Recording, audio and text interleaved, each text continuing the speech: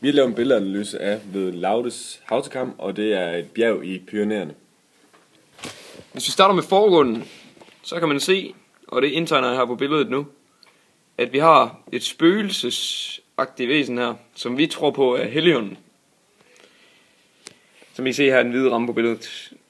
Bagved, i mellemgrunden, har vi så et hoved. Den kalder vi blåt hoved, hvor halsen går ned her, og brillerne kan I se. Ja, der. Og så har vi hustruen, som også er i mellemgrunden. Ser kroppen her. Et lidt sjovt hoved her måske, men det er et meget abstrakt billede. Og så kroppen nede der. Yes. Og så i baggrunden der har vi hustruens mand.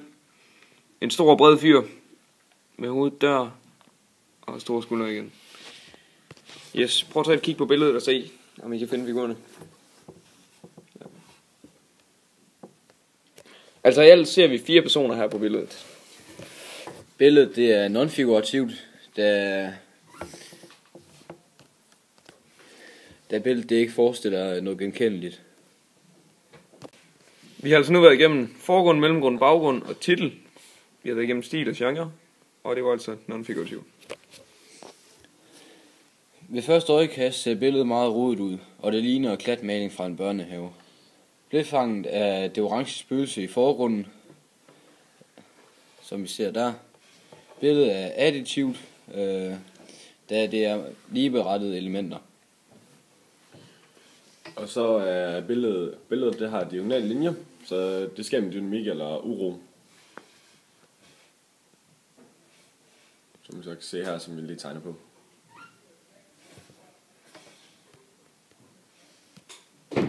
Selve historien bag billedet, det tror vi, at det er vi tror på, at det kan ses med mange forskellige meninger, fordi det er så abstrakt, det her billede.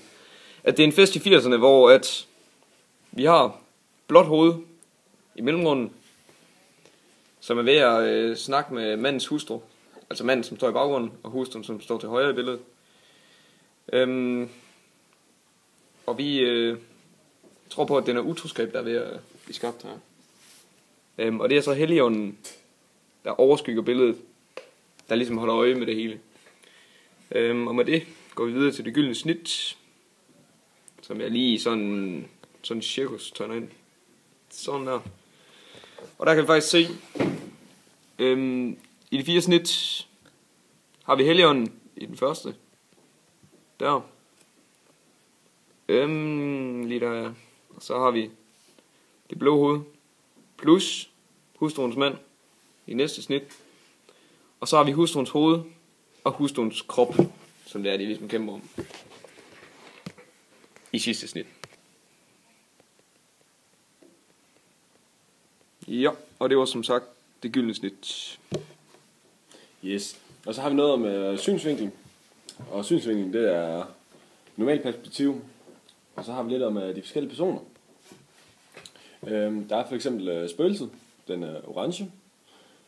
Han er meget nysgerrig, sådan overvågende, har vi fundet frem til. Det blå hoved, det ligner en med meget selvtillid. Manden helt om baggrunden, han ser lidt bitter ud, lidt aggressiv, i tvivl. Og damen, hun ser lidt snobbet ud, men samtidig sådan lidt forvirret. Hustruens mand står i baggrunden og kigger efter, hvad hustruen har gang i med blå hoved. Manden med blå hoved går all in på hustruen og spøgelset, Helligånden, som jeg også har kaldt den, og hvor simpelthen det hele.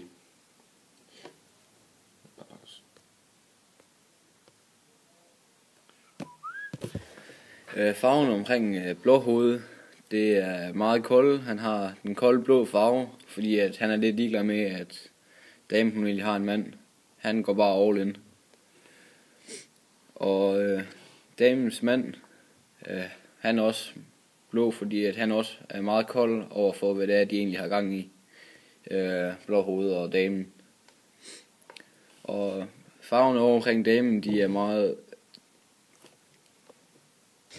Fordi de er meget urolige, da hun ikke helt ved, hvor hun skal gå hen, om hun skal tage den mand, hun har nu, eller blå hoved.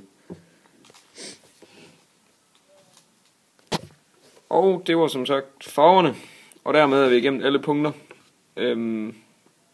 Kunstneren er Søren Nørgaard Lauritsen. Og billedet hænger ved IT.